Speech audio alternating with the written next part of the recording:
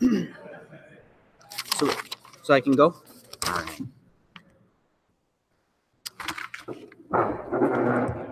All right, welcome everyone. Please stand and join us for a moment of silence, followed by the Serenity Prayer. God, grant me the serenity to accept the things I cannot change, the courage to change the things I can, and the wisdom to know the difference. Hi, everybody, my name is Peter. I'm an alcoholic. By the grace of good sponsorship, and the program of action in the Big Book, I haven't found it necessary to take a drink of alcohol since March 17th, 2012, and for that I'm grateful. Welcome to the 7 p.m. Thursday night meeting, the Treasure Map group of Alcoholics Anonymous. This is an open meeting of Alcoholics Anonymous. Before we start our evening, please remember to shut off or silence your cell phones. Thank you. We send a special welcome to any visitors from out of town. Please stand and introduce yourselves. Hi. All right, welcome. Cool. All right, also anyone who may be visiting the Treasure Map meeting for the first time, please stand and be recognized. Hey, Clay. Hey, John. Welcome. All right. Finally, is there anyone here who was at their first meeting of Alcoholics Anonymous? Please stand and be recognized. We are very happy that you came tonight. You're welcome here. All right. The Treasure Map group of Alcoholics Anonymous believes in working the 12 steps as outlined in the Big Book of Alcoholics Anonymous with a sponsor. There are many home group members here tonight that are willing to be sponsors. If you are new or if you don't have a sponsor, you can stop at the back table during the break and see Randy for names and phone numbers of home group members willing to be sponsors. All right. And the Treasure Map group of Alcoholics Anonymous is committed to bringing a message of hope to those who suffer from alcoholism. We believe this message is contained within the Big Book of Alcoholics Anonymous and our personal experiences. Alcoholics Anonymous is a fellowship of men and women who share their experience, strength, and hope with each other that they may solve their common problem and help others to recover from alcoholism. The only requirement for AA membership is a desire to stop drinking. There are no dues or fees for AA membership. We are self-supporting through our own contributions. AA is not allied with any sect, denomination, politics, organization, or institution, does not wish to engage in any controversy, neither endorses nor opposes any causes. Our primary purpose is to stay sober and help other alcoholics to achieve sobriety. All right, and we have several announcements for tonight. Online financial support for the Treasure Map meeting is now available. Reoccurring monthly support is deeply appreciated and helps the group fund our meeting events, speaker costs, coffee, and birthday celebrations. For more details, see Randy in the back office, or in the back, we don't have an office. Yes, goals, all right. See Randy in the back or go to treasuremapmeeting.com. And if you give online, please grab a tag and place it in the basket as their pass. This is what they look like right here. You can always grab it when you come in too. From the back table there. Please feel free to take our Treasure Map 12-step cards. They're a great way to pass your information on about the Treasure Map meeting. Plus, you can also place your name and phone number on the back to assist others in the program. So, let's see. All 4-step Big Book studies are available on our website at treasuremapmeeting.com. Also, the study questions for Chapter 6 into action, pages 72 through 75 for the 5th step is up on the treasuremapmeeting.com. We will be covering this section of the Big Book on December 2nd. And December 7th through the 9th, Concepts in the West will be held at Lake Ponset in Arlington, South Dakota. A great panel of AA members will be discussing Concepts 10, 11, and 12, and their connections to the 12 steps and the 12 traditions. For details and registration forms, go to area63aa.org. Also, the last Thursday in December will be our group conscience. So if you are a home group member or you want to be a home group member or want to be involved in the home group, this is the time when you go to the business meeting if you want to know how to get involved or service work. That would be the key right there, is to show up to the business meeting and have your voice heard and participate. So that's how that works. So February 9th through the 10th, Area 63 Winter Assembly will be held in Pierre. For more details, see Amy H., the Treasure Map Meetings General Service Representative. And she's actually at the newcomer table over there. So that's Amy. All right. July 19th through the 21st, North Dakota Young People's Alcoholics Anonymous Conference will be held. Details are to follow. We are considering a bus trip to and from this event if we have enough desire to do so. And you can see Randy at the back table for more details. Upcoming schedule on the 6th of December, we have a Big Book study on the 5th step. We're having Mark J. As well as a 5th step speaker. On the 13th of December, there'll be a Big Book study on step 6 and 7 with Joe G. from Brookings, South Dakota. On December 20th, there'll be step 6 and 7 with Megan F. from Bismarck, North Dakota. And on the 27th of December, we're going to be going over a Big Book study on step 8 and 9. District 5 Corrections and Treatments Committee. We're looking for folks to run meetings at the Minnehaha County Jail, Work Release Center, and South Dakota State Penitentiary. So a background check is required, a minimum of 3 months of continuous sobriety. And if you're interested, you can contact Matt M. And the email is matt@mcexpert.com. All right, and if you'll now please welcome Clay to read How It Works from our textbook, Alcoholics Anonymous. So please join me in welcoming Clay.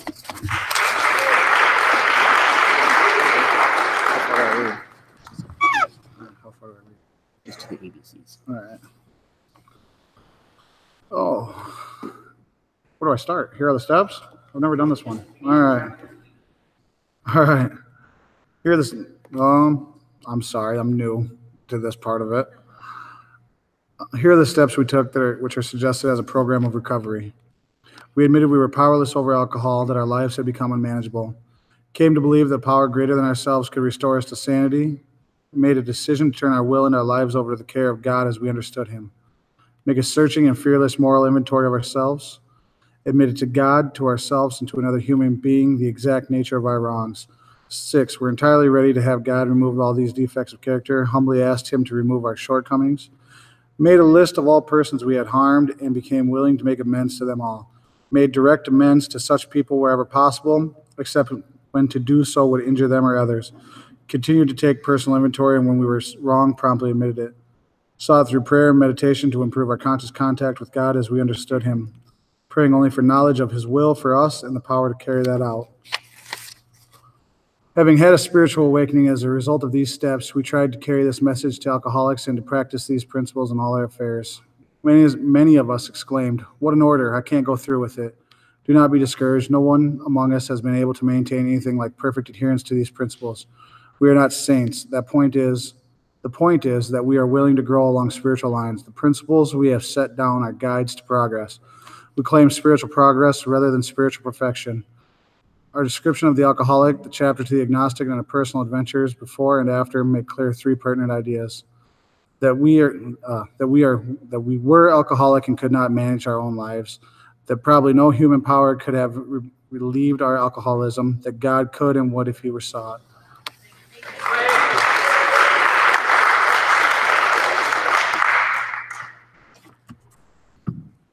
All right, thanks, Clay. Now, and if you'll please welcome John to read our 12 traditions as we pass baskets. Thank you in advance for your generosity and support. Tradition 7 states every AA group ought to be fully self-supporting, declining outside contributions.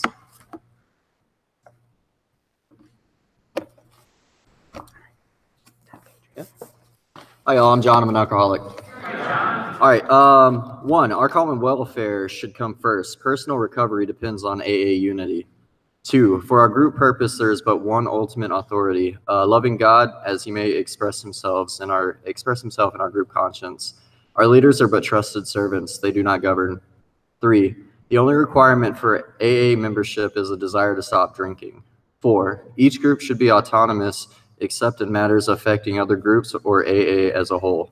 Five, each group has but one primary purpose, to carry its message to the alcoholic who still suffers. Six, an AA group ought never endorse, finance, or lend the AA name to any related facility or outside enterprise, lest problems of money, property, or prestige divert us from our primary purpose. Seven, every AA group ought to be fully self-supporting, declining outside contributions. Eight, Alcoholics Anonymous should remain forever non-professional, but our service centers may employ special workers. 9, AA as such ought never be organized, but we may create service boards or committees directly responsible to those they serve. 10, Alcoholics Anonymous has no opinion on outside issues, hence the AA name ought never be drawn into public controversy. 11, our public relations policy is based on attraction rather than promotion. We need always maintain personal anonymity at the level of press, radio, and films. 12, anonymity is the spiritual foundation of all our traditions, ever reminding us to place principles before personalities.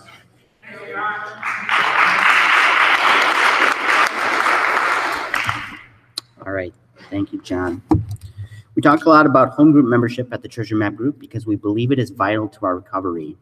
What does that mean to be a home group member? Here is a brief excerpt from the AA General Service conference-approved pamphlet on the AA group. Traditionally, most AA members through the years have found it important to belong to one group that they call their home group. This is the group where they accept service responsibilities and try to sustain friendships. And although all AA members are usually welcome at all groups and feel at home at any of these meetings, the concept of the home group has still remained the strongest bond between the AA member and the fellowship. With membership comes the right to vote on issues that might affect the group and might also affect AA as a whole, a process that forms the very cornerstone of AA's service structure. As with all group conscience matters, each AA member has one vote, and this ideally is voiced through the home group. Over the years, the very essence of AA strength has remained with our home group, which for many members becomes our extended family. Once isolated by our drinking, we find in the home group a solid continuing support system, friends, and very often a sponsor. We also learn firsthand through the group's workings how to place principles before personalities in the interest of carrying the AA message. Talking about her own group, a member says, part of my commitment is to show up at my home group meetings, greet newcomers at the door, and be available to them. Not only for them, but for me. My fellow group members, home group members are people who know me. They listen to me and steer me straight when I'm off in left field. They give me their experience, strength, and AA love, enabling me to pass it on to the alcoholic who still suffers. If you're interested in making the Treasure Map meeting your home group, you can see Randy at the back table at the break or after the meeting. All right. And so tonight is birthday night. The Treasure Map group celebrates the birthdays of its home group members on the last Thursday of each month. We celebrate every month of the first 12 months of sobriety and every year after that. We believe birthday night is a night of gratitude. We will present the chip to the home group members celebrating their birthday and give them a brief moment to express their gratitude. After we have presented all the chips, we will take a break, or actually we're going to take a break now. What we'd like to do is if you're a home group member and you have a birthday tonight, if during the break, you could go see Randy at the back table, and that way we could make sure that we get you your chip tonight. We were having technical difficulties, so we apologize. But we want to make sure that we get everyone covered for tonight who is a home group member and has a birthday this month. So, and during that, we'll have cake to celebrate for the birthdays. Now, if you'd like to become a home group member and celebrate your sobriety birthday, please also, you can see Randy at the back table during the break or after the meeting as well. So we will reconvene here in 10 minutes. So we'll say 7:27. All right. Thanks, guys.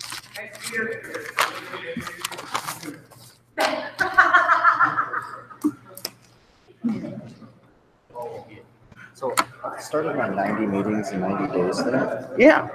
If you would, this is more just for me. Find maybe an empty spot on Thursday somewhere. This is my 5th meeting today, so like just. Oh, this is Thursday. Duh. All right, sure. Oh, 5th meeting of the day? No way. Good for you, man. Good for you. Are you from Sioux Falls? No, I'm from Northeast Texas. Oh, okay. I've lived here for 6 years now, but. Oh, I love it. Treasure map. And don't ever lie about living in South Dakota winter.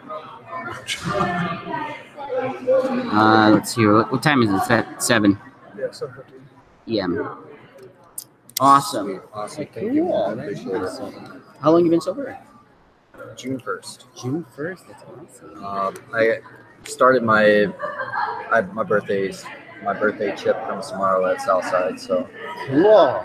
I'm getting my 90-day chip in, but it's been over there. That's just kind of where I started at. So I love it. That's awesome. So pretty excited. that's pretty rad. And 5th meeting. So you've been like all Today. uber spiritual today. Yeah, it's uber spiritual every day, but sharing it with others has been the part. So I love it. It was nice to meet you, John. It was cool. Thanks for doing the 12th tradition. You did a good job. Question. Yeah. Yes, we do. If you're a home group member, and then we celebrate each month for the first 12 months, and then after the first year, then every consecutive each year. So it's 1 through 12 months. Then after you get your 1 year, then it's every year. Okay.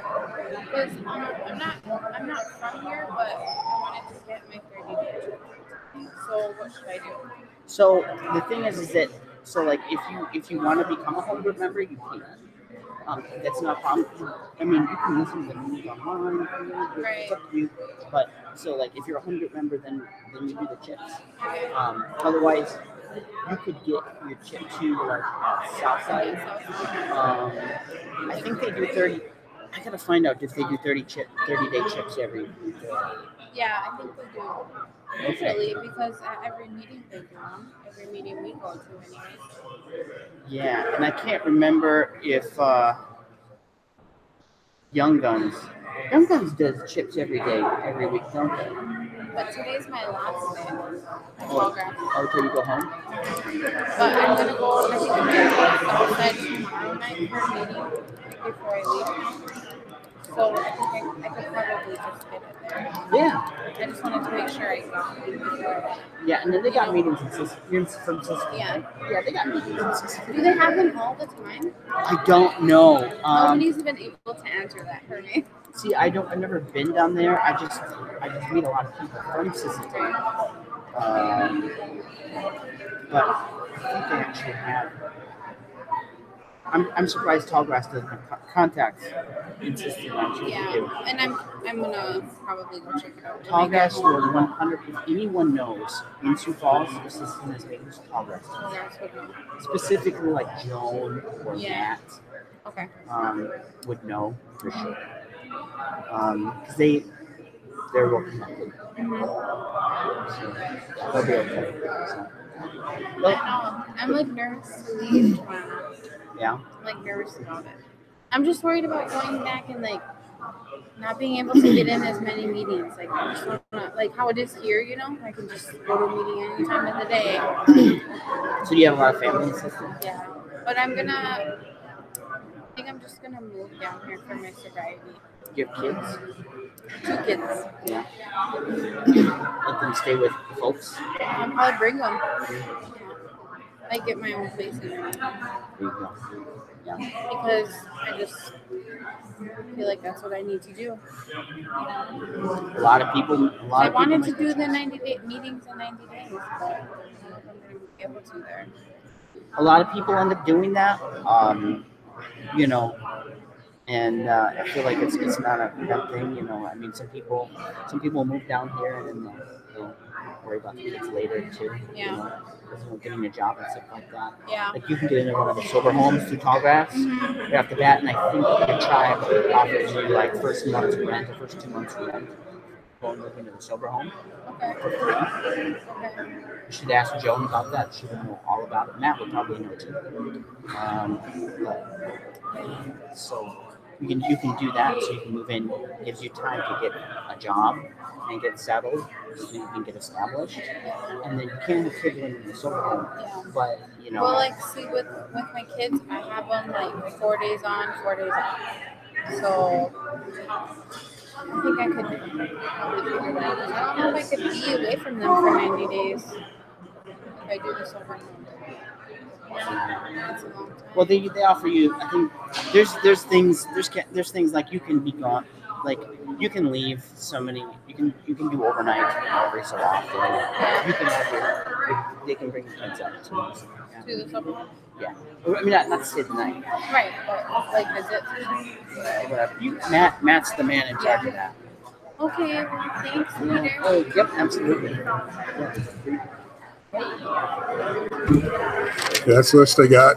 So I started from the top. I don't know which order you want to go in, but I got them in that order. I'm gonna do them in chronological, or this time. That's why I got. So you may want to flip them to or number them. whatever way you want to do it. 2, 3, So you got 4. 1 month. 1, 2, 3, 4, 5, 6. Okay, you're gonna have to switch your chips up a little bit, and then yeah, you'll be able to do it. And then Lisa's gonna give to Lynn when you do that one. Awesome. So you do that one for sponsor. Oh, Matt. Oh, Matt. We got Matt in. Good. Yep. Okay, good. Matt. Nate's got 1 month. That's a good one. I love it. All under 1 year. It's I good know. stuff. Also, at the very end, I'm gonna leave these up here for you. And make sure if somebody comes in or whatever, make sure you make a note if you miss anybody. And then if you miss somebody and someone comes up, then you get the chip. Oh, at the end? After you get done at the very bottom. Just see if you missed anybody. Does anybody else celebrate a birthday? I'll just leave these up here. Okay. Yeah. Really? Yes, I'll come back. No, it's not birthday night. We got a main speaker. Oh, do you? Birthday night. Birthday night. Birthday night's gonna last 15 minutes. I got prior commitment. What? I got a prior commitment. Really? Yeah, I'm bringing to a girl to the south side right now. Southside? Yeah, it's Oh. 8 o'clock. Shit, this is a better meeting than I'm Southside. not dude. saying it's not, but I told her I have to keep my word. I'll be back next Thursday. Okay, all Don't right. hate me. I'm not hating you, bro. I'm not hating you. Promise. He said a little bit of resentment. No, I'm just giving you crap because I can. All right. Hey, it was good to see you, dude. All right. It's awesome. All right, I love it. Go. Oh, knock yourself out. Yeah. All right.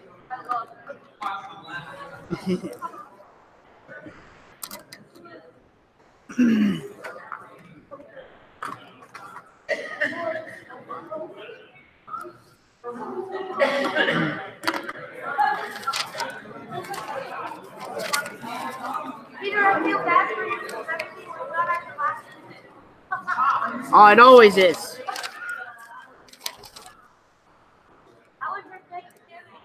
It was all right. It was good. Yes. Lots of family. Yes. Oh, cool. Yep.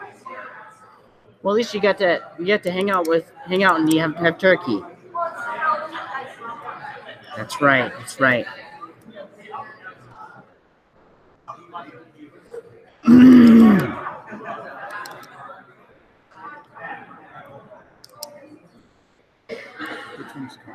Which one's what? Tom he's 1, 2, 3. He's on the furthest seat, this way, third row. Yep.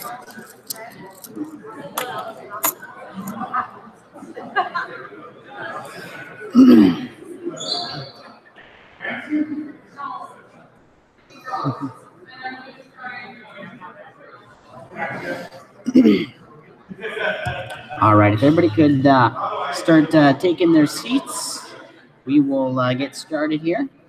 We'll do birthdays, and then we got a speaker right after that. So.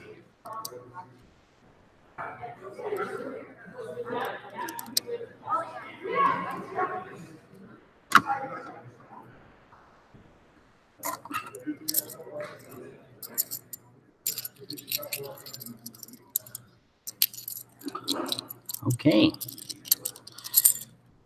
All right. As we mentioned before, tonight is birthday night. So we have a speaker here, Tom B. will be speaking shortly after we get through all our birthdays. Again, we'll present a chip to the home group members celebrating their birthday and give them a brief moment to express their gratitude. And then after, like we said, we've presented all the chips, we'll have our speaker. So first birthday for tonight will be Nate R. with 1 month. So come on up, Nate.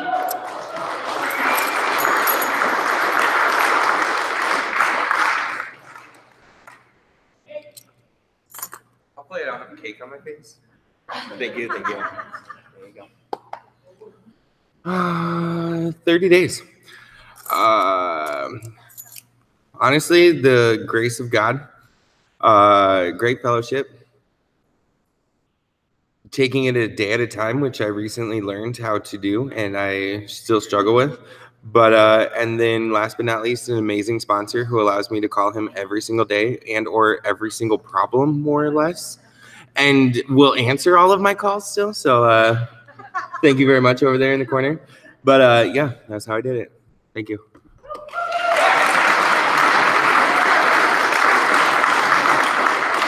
Thanks, Nate. All right, the next one we have is Matt W. with 2 months. Come on up, Matt.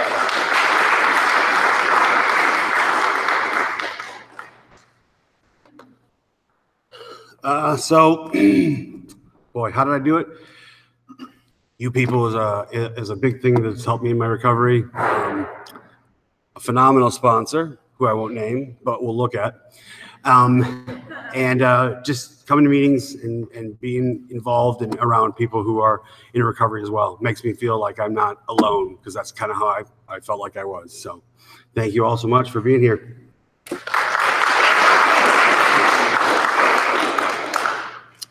All right, next we've got, actually I'm going to invite Lisa up to introduce our next birthday.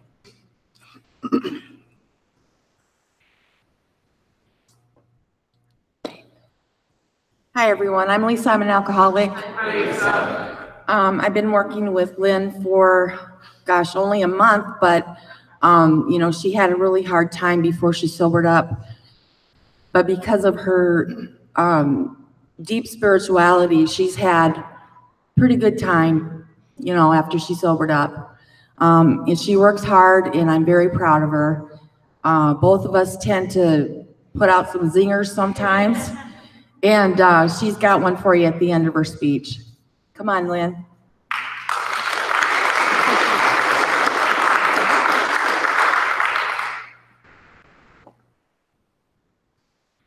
Hi, my name is Lynn, and I'm an alcoholic. I got 110 days. I want to thank my home group for supporting me. And I took the steps of AA honestly and openly and willingly, because before, in my first time, I didn't do it honestly, and I have 110% of honesty today. And I'm moving to Alabama, and I'm gonna miss you all, and I'm leaving tomorrow. So I just want to thank my home group. Thank you.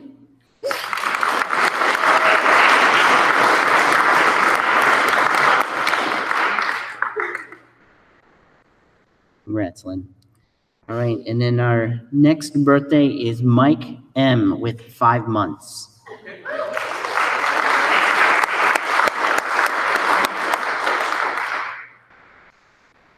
Thank you. Hi, Mike. I'm pretty much addicted to anything that's bad for you. How did I do it? So I've been around the program probably since early 2000, and I could just never really grasp the concept of it. When it said spiritual awakening, I'm thinking religion. I was brought up Catholic, and Catholic's a very hard way to kind of view or know Jesus Christ and God. So for me, I had a true spiritual awakening, and it was so powerful for me that the way I explain it, the short way is I was picked up from where I was at, sit over here, smacked in the face by God, and he's like, "Do you see me?" And I was like, And those desires that I've struggled with for 20 years, everything from drugs, drinking, and smoking, they were just removed. But it took a little bit of effort. So what I literally had to do is I had to take all the stuff that never served me well in my life after the point of being freed, and I took it and I put it in a bag, and it was probably $2,000 or $3,000 worth of stuff. Walked it outside and I threw it in the dumpster. And the day that I did that, it freed me from everything. And from there, I've sought to have a relationship with God. And I'm not talking about religion or church. For me, church is just to celebrate what has been done for me. So I go there and I give thanks and I'm grateful. What I'm speaking to is having a personal relationship. And what I didn't know is that God and Jesus are meant to be experienced, not read about in a book. Like I could just go to meetings and I'd have all the book knowledge and I could speak to those things, but I never had the experience. So this time it's different. And I had 5 years sober at one point, and I never really reached out to people in the group. And when I had some bad things hit me in my life, I had nothing to fall back on. So I guess for me, this is just meeting new people, making connections, and it's a different way of life. So basically, I took my old life, I left it there, never looked back on it, and I started walking another direction, and I started to live differently. And that's how I did it. So thank you.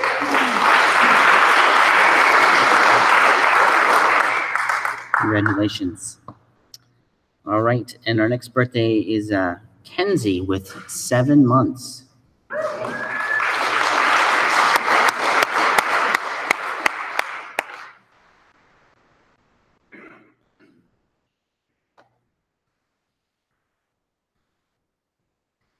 All right, I'm gonna try not to cry. But okay, I lied, I can't. This has meant a tremendous amount to me. This is the longest sobriety I've had in 3 years. It was a tough go around. I not only got sober from alcohol, but also my meth and heroin addiction as well. I struggled with it very hard, and I'm going to be having a little boy in January.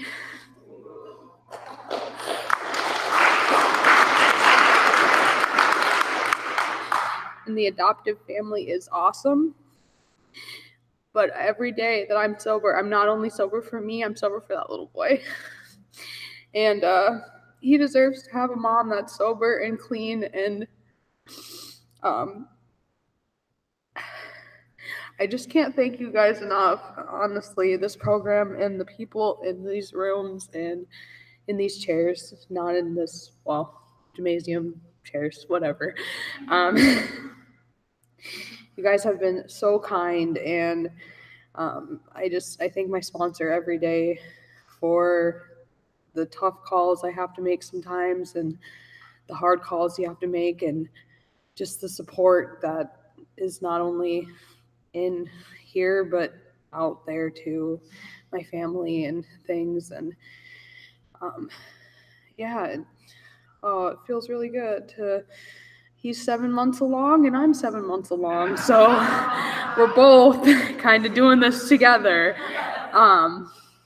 And I think he'd be proud of his mom, so I just hope one day he never comes into these rooms, but if he does, I hope he finds amazing people like you. So that's all I got. Thanks, guys.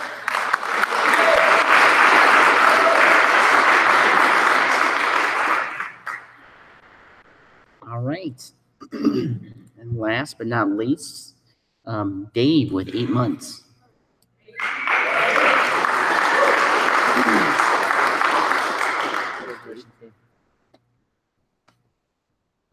I don't know. I just got to thank everybody in AA, this room here. My sponsor, he's a great sponsor. He's pushed me a little bit more than I thought he would, but I'm proud of it. Thanks, guys.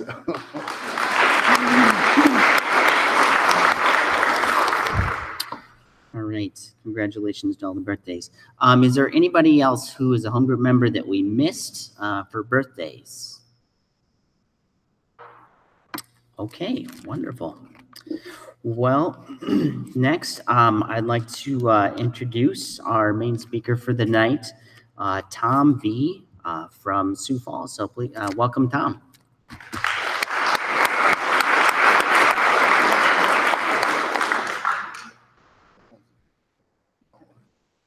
That's all right. That's all right. I'm just laughing because he said I was from Sioux Falls. I'm from Canastota, by the way. Yeah. Why that's funny to me is a few years back, I spoke at the Spring Roundup, and I have another friend of mine that goes to this. I'm Tom Black from Canastota. I am an alcoholic.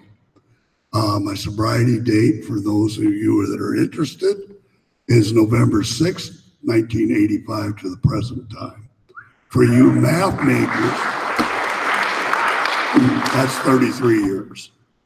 How'd I do it? The same way you got 1 month, the same way you got 7 months, the same way you get. It's just all the same. We do it one day at a time.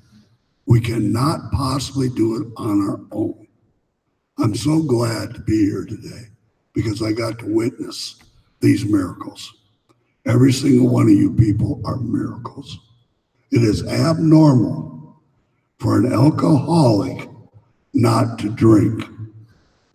What we try to do in AA is teach you to do the abnormal.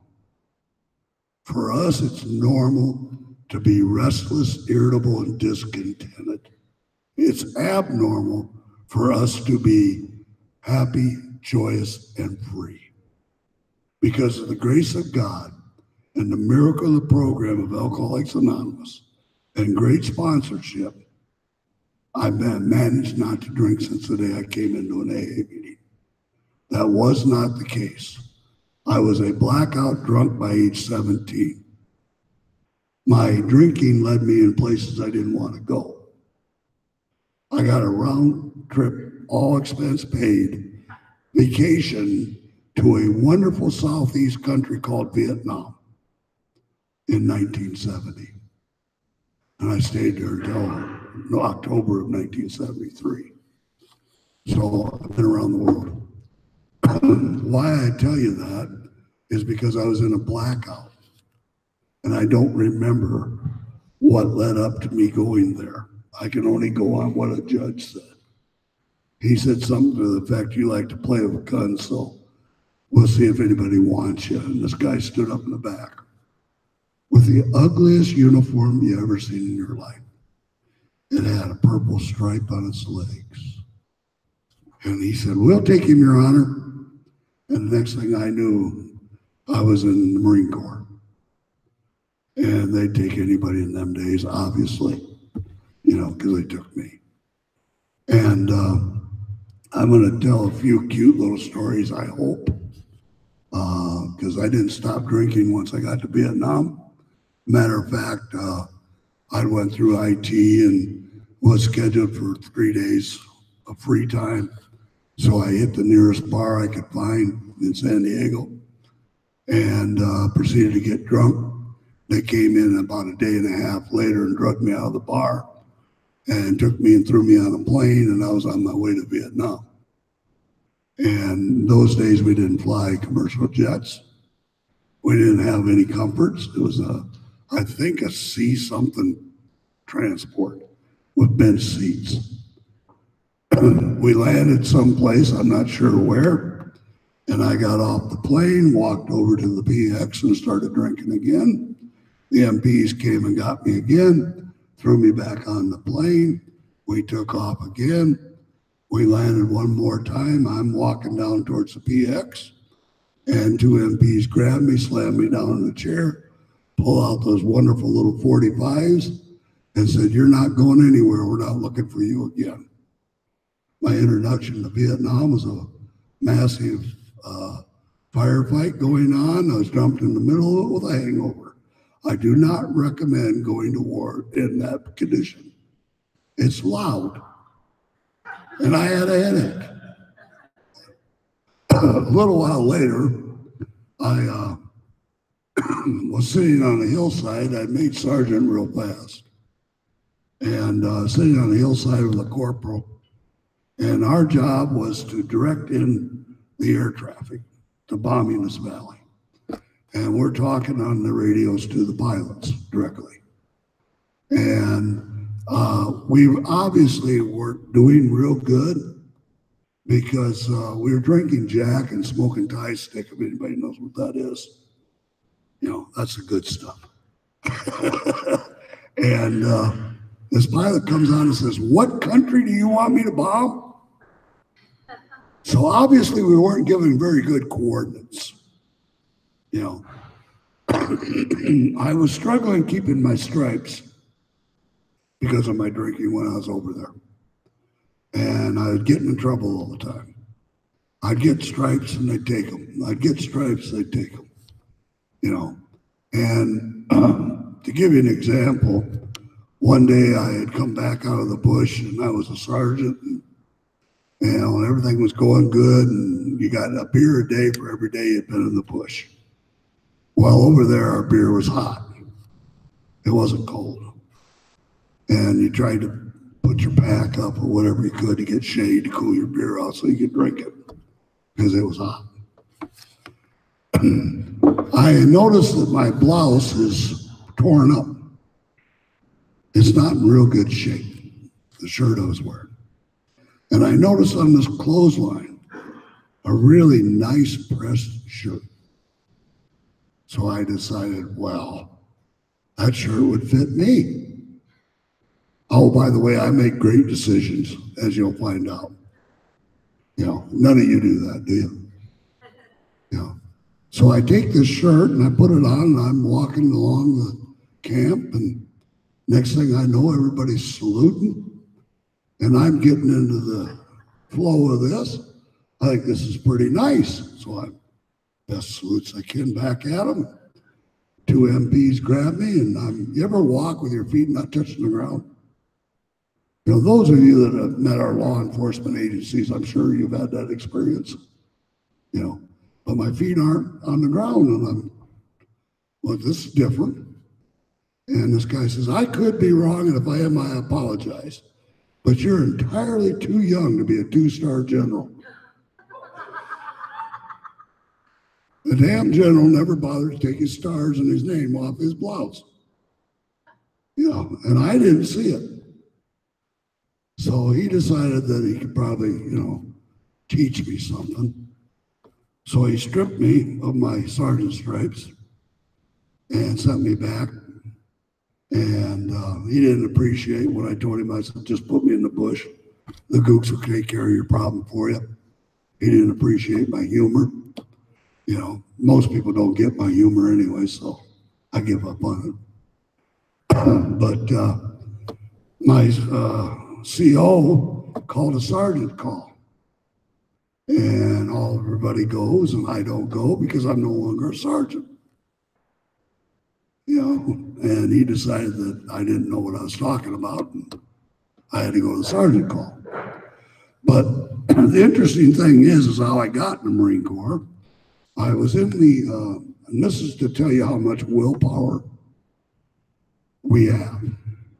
I was an athlete. I had a full ride scholarship to a Division II college. I was a football player. I played football at 215 pounds. I was a starting strong safety in a North Central Conference team. I intercepted 8 passes and returned 6 of them for touchdowns. That was a record as a freshman. So I was a good athlete. Now, I played football at 215. I also wrestled in college. I took second in the nation as a freshman in Division II and also Division I. But I wrestled at 150 pounds. That's 65 pounds weight loss. If you don't think that takes willpower, try it.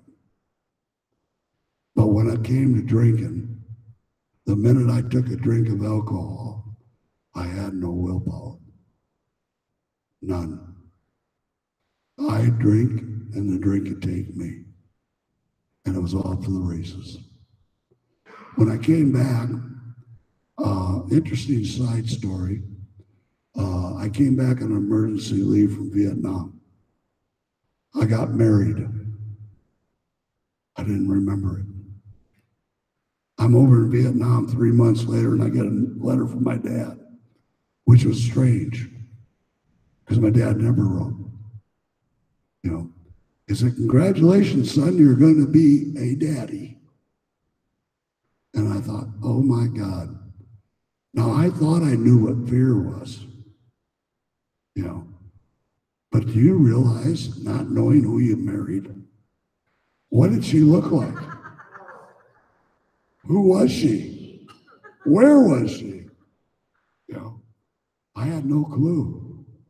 I was so relieved when they sent me a picture of her and her name, you know, because I did know her and she was pretty, you know, so I obviously wasn't all that drunk, you know, so that kept me drinking. You know, if you can do that when you're, you know, I landed a pretty good lady, you know. We're no longer married, by the way. We stayed married for 17 years. How, I don't know. But we did. You know, raised two beautiful kids. You know, my son, when I sobered up, if he seen me walking down the street, he ran the other way because he didn't know how I was going to act. I was not a very nice person. I think at one time I had, in a 10-year period of time before I sobered up, I had 186 assault and battery charges filed against me. That was just in the city of Sioux Falls. You know, I had a get out of jail free card. All I had to do was make a phone call. Two guys in suit coat and tie would show up, and I'd walk out, and the judge would be mad because he couldn't put me in jail. My last drunk, I was in the drunk tank here in Sioux Falls, and I put 8 police officers in the hospital with my hands cuffed behind my back. I was not a nice guy. When I came into this program of Alcoholics Anonymous, I did one thing right. I asked somebody to be my sponsor. I didn't like the guy. You know, I still don't like the guy. I love him, but I really don't like him. And the reason I don't like him after 33 years is because he tells me the truth. You know, and I don't like that. Still yet, I do not like to hear the truth. I like my truth. It's much more colorful, you know, but it's not reality. You know, when I came into this program, I could not stand to be touched. I couldn't stand to be hugged. You stayed away. A young lady asked my sponsor to be able to give me my 5-year chip. And I went to meetings with her all the time. She was there for 3 years, and then she moved away.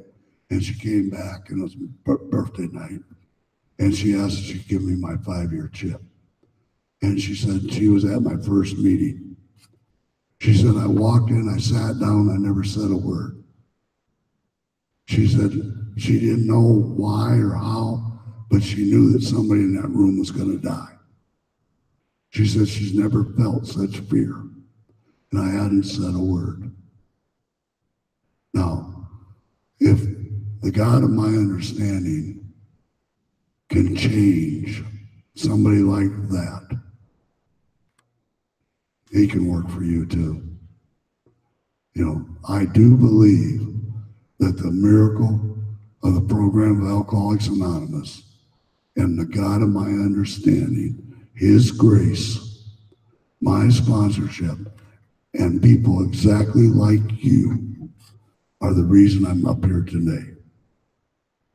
I've not had it easy in recovery. None of us do. It doesn't promise us a rose garden. It tells us we'll be able to match calamity with serenity. I love to ask people, what does serenity mean to you? What's it mean? To me, it means peace of mind, body, and soul. Today, I have serenity. How did I get that? By doing what they suggest in that big book, by studying it, by learning to do the steps with the guidance of a sponsor that took me through those pages in that big book. If you don't have a sponsor, get one. Otherwise, you have just hired a blooming idiot and put him in charge of your recovery. And that blooming idiot is you. I've been told that I'm not very diplomatic. I don't understand that because, see, I think I am. But I've been told I'm very cut and dried, very black and white. And as I talk more, you might get a feeling that that might be true. But that'll be your perception. You know, you deal in reality, I don't. So 33 years later, I'm still insane. You know, I think the only difference between me today and when I came into this program, the biggest difference is that I realize I'm insane. And I've learned to enjoy it. Nothing wrong with being insane. I wouldn't want to be one of them normal people. They got to go through this life without a big book. They have no blueprint for life. I do. If I have a question, I can call one of y'all. And you can set me straight. You know, there's a comedian. I forget his name. But he says, first thought wrong. You know, your first thought is always wrong. I don't agree with that. See, not only is my first thought wrong, my second, third, and fourth are usually pretty far out too. You know, and I need to really ask for a second opinion. My sponsor told me quite a while ago, he said, Tom, when you want to walk across the street to get to the other side, please stop and ask for a second opinion. So I do. I make very few decisions on my own. I make more of them now than I ever did, but I don't trust them all. You know, because I know me. You know, I like to deal in fantasy. You know, reality is still not that keen to me. You know, I don't really like reality. You know, I woke up the other morning and it was ice on the road. That's reality. And then I had to slow down. I don't like that. I like to drive as fast as I want to drive. You know, and it's God's fault if the road's icy, isn't it? He doesn't think so. You know, he's not responsible for that. It's my responsibility to slow down and drive like a human being. You know, to be responsible for myself. No one's responsible for my behavior today but me. I am responsible. I am responsible, like last night driving on icy roads going to a meeting in my home group, Parker. Oh, by the way, you come to Parker, we start the meeting at 8 o'clock. Come a little early, get there between 7 and 7:30 because we feed you. You know, as every Wednesday night, we always have food. You're always welcome. You don't have to have a lot of sobriety. We celebrated birthday night last Wednesday. Yeah, last night. We had three guys with 33 years of sobriety. We had one guy with 31 years. We had one guy with 2 years.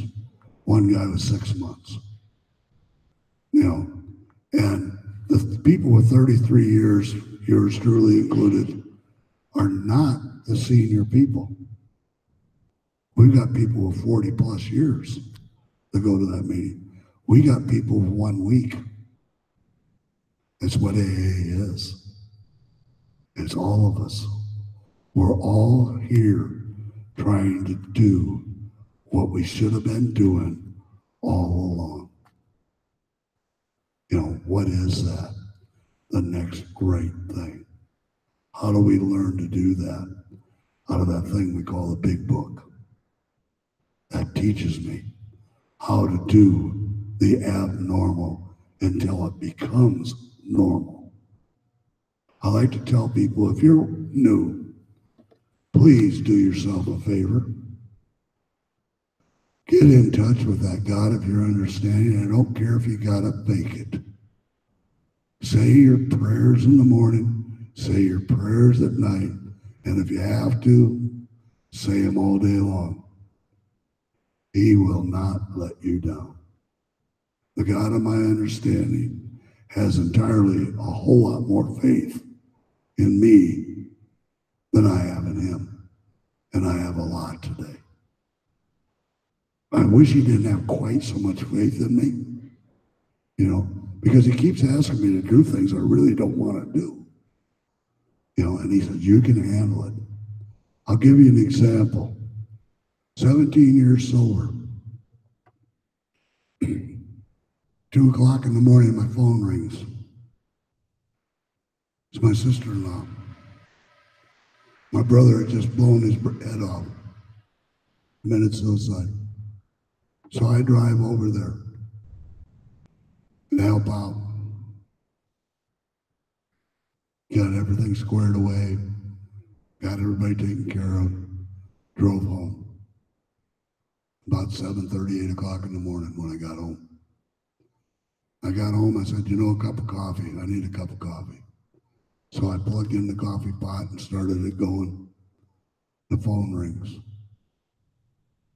The good guy that I had sponsored down in Missouri, because I'd moved down there for a while, had died of a massive heart attack. I still hadn't drank my first cup of coffee. I just poured the coffee. I talked with his wife, helped her out all I could, made some calls, got things arranged, you know, like we're supposed to do. And I'm sitting there, I just poured my first cup of coffee. The neighbor girl walks out on the front porch and is screaming her head off. She had just discovered her dad, my good friend, dead in his bed. They say it comes in threes. I still had not had my first cup of coffee. So I walked over there and did what I was supposed to do. You know, helped. That's not the Tom that came into the program of Alcoholics Anonymous. That's the Tom that I have become because of this program. I start thinking of others. What can I do? You know, it comes automatically. You know, why? It's because of you people. You people taught me a very valuable lesson. You taught me it was okay to love. And it's okay to be loved. For you that are new in this program and you're struggling, for you old timers that are in this program and you're struggling, allow us to love you until you're able to love yourself. If you'll do that, you'll have a wonderful, wonderful thing. We call it recovery. I'm a big person about distinguishing between sobriety and recovery. Sobriety is the first 5 steps of the program. Recovery is the last 7. That's where we start to change. The 6, 7, 8, 9, 10, 11, and 12. And we work on those until we're able to incorporate them into our lives. And if you think I'm shortchanging the first 5 steps, please understand the first 5 steps are in all the rest of them, all the way through. You got to do them all, but you got to learn to live them. That's the idea of this program, is to live this program on a daily basis. It's not to come to a meeting for 1 hour a day. and do the program to the best of your ability. It's easy to do the program in here. It's tough to do it out there. We don't get drunk in here. We get drunk out there. That's where I need to practice these principles in all my affairs. And I love it when my sponsees ask me, well, yeah, but nobody else is doing that. Yeah, but no one else is you either. You're responsible. You're responsible for your own recovery. You're traveling to Alabama? You lucky girl. God, that's a wonderful place to sober up. I know lots of people down in Alabama that are sober. I got great meetings down there. I've been to meetings in, I don't know, 40 plus states. I've been to meetings in Spain. I've been to meetings in Australia. I've been to meetings in Canada, Mexico. I've been to meetings in Tanzania, that's in Africa, in Mozambique, South Africa, and other places. I've been to meetings in a lot of different places. It's all the same. You know, it's amazing what those two white guys put together, ain't it? You know, really amazing. Well, we don't, a lot of times don't appreciate what was done for us. And we need to take a little while and thank them. You know, God, I'm sure that, I'm positive that was all inspired by the God of my understanding, that he put all that together. You know, I always had struggled with things that, how long am I supposed to talk? Huh? Oh, okay. Boy, you're in for a bad time, people. Another 25 minutes of me, I'd shoot myself. I lived with me for 68 years. I know what I'm like. Captive audience, huh? I always struggled with the sayings in AA. You know, and I love a lot of them, but I struggled with them. You know, first things first. Well, what other way would you do it? You know? And then I was reminded that I'm the guy that wants to read the back of the book before I read the front. You know, I want to do the 12-step work before I do the first step work.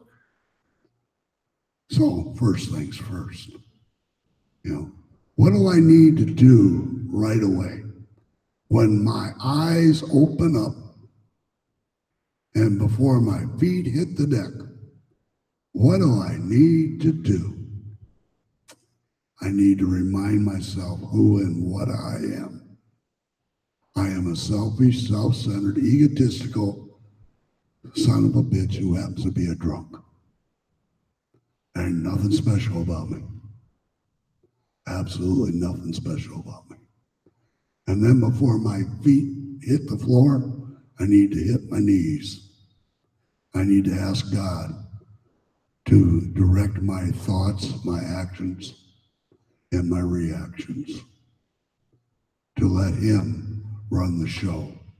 And if I get out of the way, it'll run pretty good. But I'm like a lot of you probably. Every now and then I just like to tweak it a little. You know, I like to say, well, God, are you sure that's the way you want me to do it? And he'll go, yeah. And I said, are you really, really sure? Yes, Tom. God, are you absolutely positive it wouldn't be better if I just did this? And he says, try it. See, God uses what I call a 2x4 method with me. You know, if you were a farmer and you had a mule and the mule wouldn't listen, the old way of training the mule was a 2x4 alongside of his head.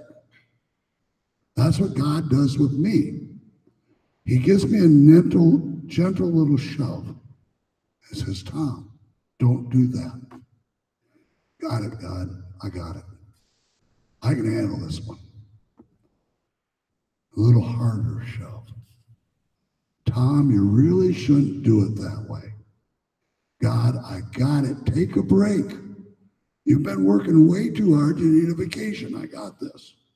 And then he takes a 2x4 and hits me upside the head and says, do I have your damn attention now? And, that's usually, gets my attention. I haven't had a headache in a long time. And the reason that is he hasn't had to use a 2x4. I'm starting to listen to the little shoves now. Really not a great idea for me to do certain things. I like to ask this question to people that know me. How many of you here thinks it would be a great idea for Tom to drink? Not very many people say, hey, that'd be a good idea, Tom. There's only one person that might even entertain it. That's me. So who do I have to convince every morning and every day that it's not a good idea for me to drink? Me. Because if I drink, there's nothing good going to happen.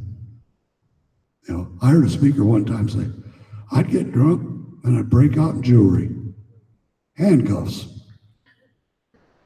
I heard an old timer one time, his Hobo Bill or something like that.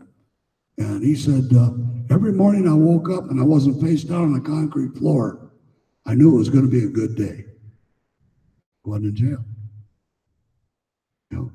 Think about it. How many of you woke up in jail this morning? Neither did I. Why do you think that was? We had a perfect opportunity last night to go visit them down there. They might be lonely. They might miss us. I don't think they miss us a bit. We don't need to go down to see them. I found out that police officers are a lot like sponsors. Yeah, they're a lot like sponsors. You really want to throw them for a loop, ask them how they're doing. Or wish them a good day. The sponsor's going to spit and sputter and be like, what the hell's going on? So will a police officer. They're not used to it. Try to be nice to them. Most of us here owe our lives to them. They stopped us in time. They were doing their job. By the way, they were doing a job I pay them to do. So if I want to be mad at the police for putting me in jail, I really should be mad at myself because I hired them to do that. Always look at, always look things through. If you're feeling like having a drink tonight, think it through. Think it through. Where's it going to lead? Has ever in your life one drink been enough? Never was in mine.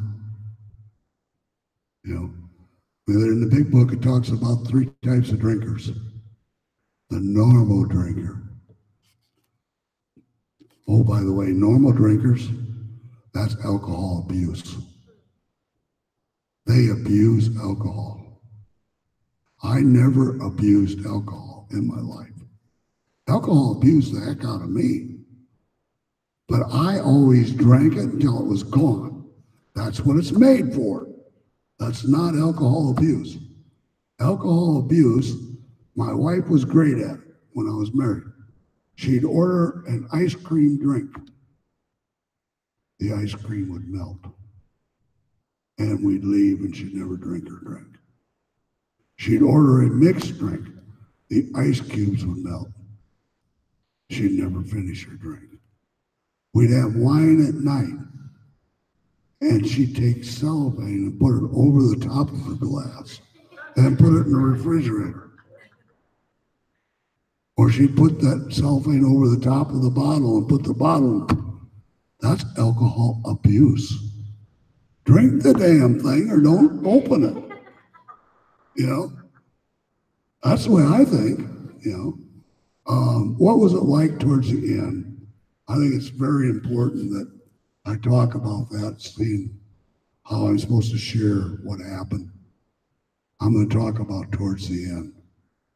The last 5 years of my drinking, I had come off of a year of no drinking. A gentleman had bet me that I couldn't stay sober for a year. And I'm stubborn. So I stayed sober for a year. Most absolute miserable year of my entire life. I nearly committed suicide 3 different times during that year. I was owly, growly, all those nice things, you know, but I didn't drink. The year got done, and I made a decision. Remember I told you I make bad decisions? That if life sucked this bad, not drinking, I was going to die a drunk. I knew that was possible because I'd already buried 2 grandparents and a couple uncles from this disease. So I started drinking that night, and I was still married. And I remember, because she was a sweetheart, she really was. She was a nice lady. She just made one big mistake. She married me, you know. But she said, "Do you think that's wise?"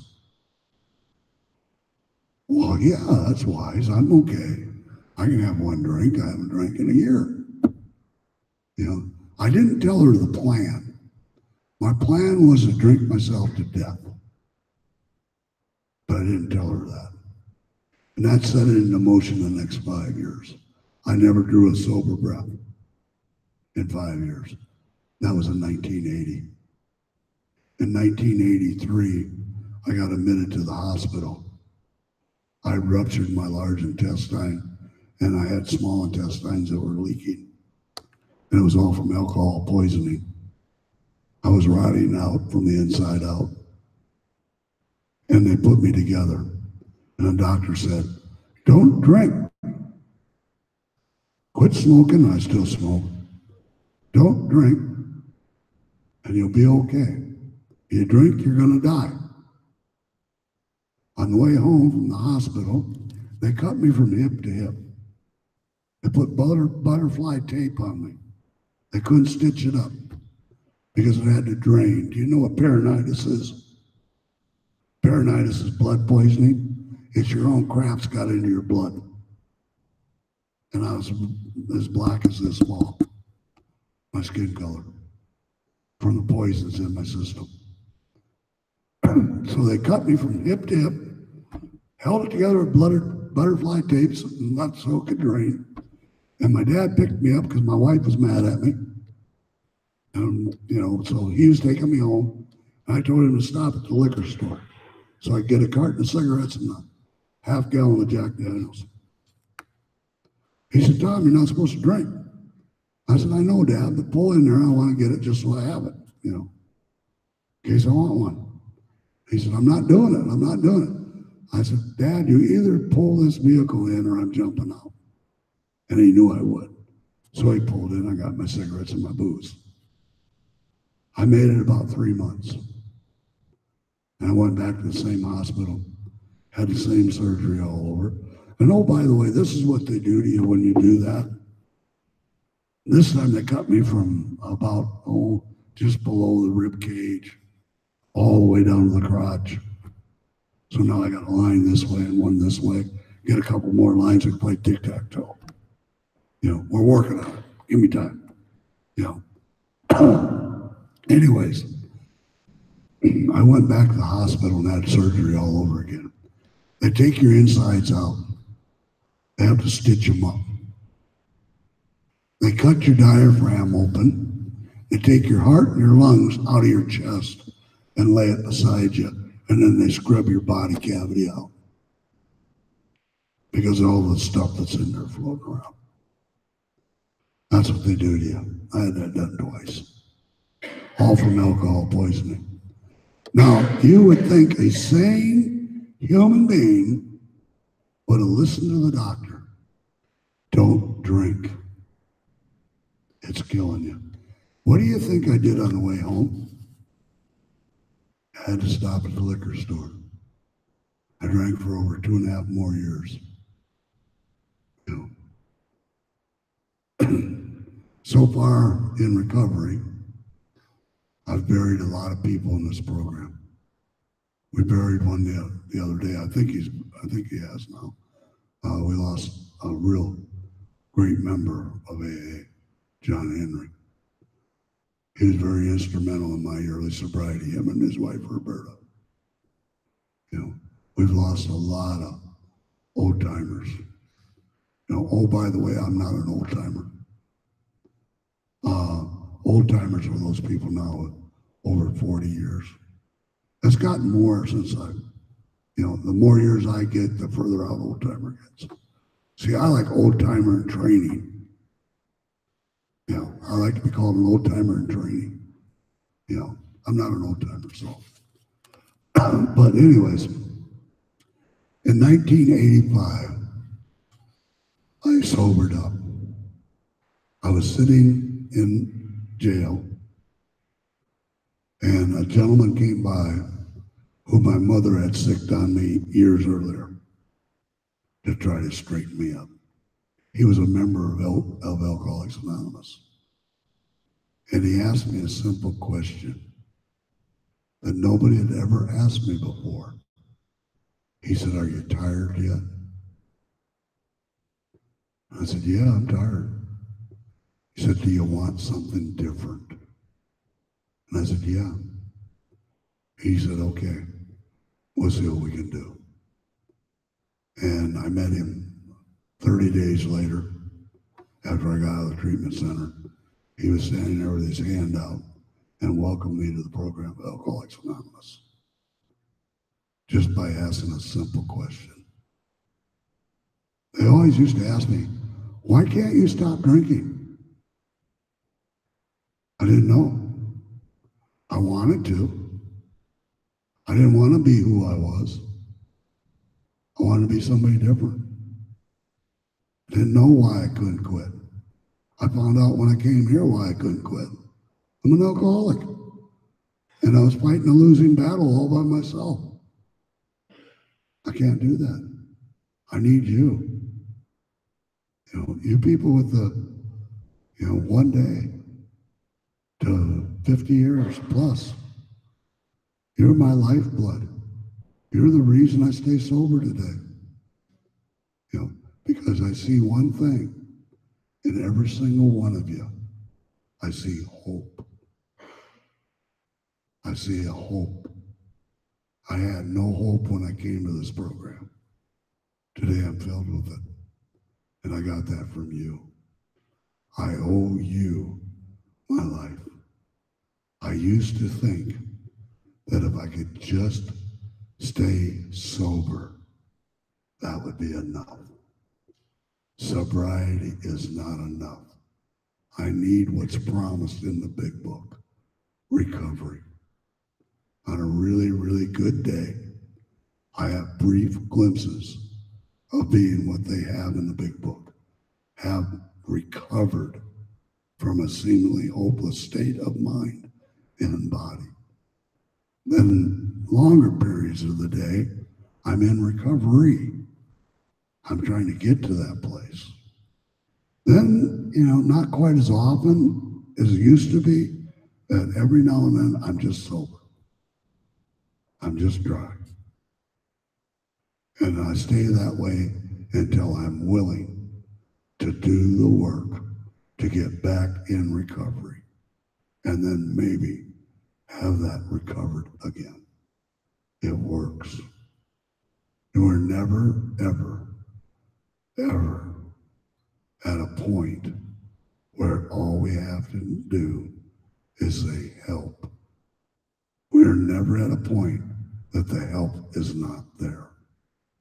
All we have to do is ask. If you ask, it will come. And I'm going to quit now because he's getting anxious. I got to blame somebody. I can't take the credit. Thank you all for having me here.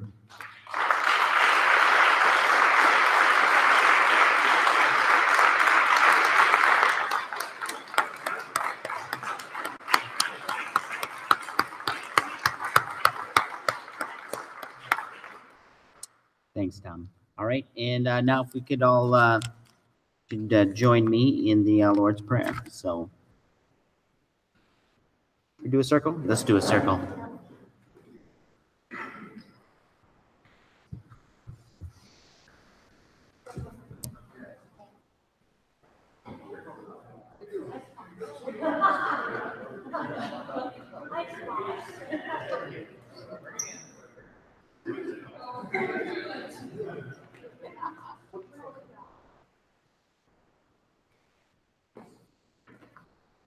Father, who art in heaven, hallowed be thy name. Thy kingdom come, thy will be done, on earth as it is in heaven. Give us this day our daily bread, and forgive us our trespasses, as we forgive those who trespass against us. And lead us not into temptation, but deliver us from evil. For thine is the kingdom, and power, and glory, forever and ever. Amen. Stand come back, it works for it.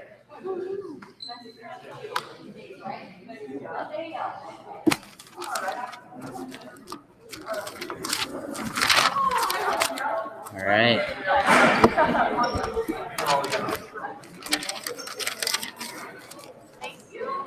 Yes. Hey, thank you. Yeah, absolutely. Thanks for stopping by.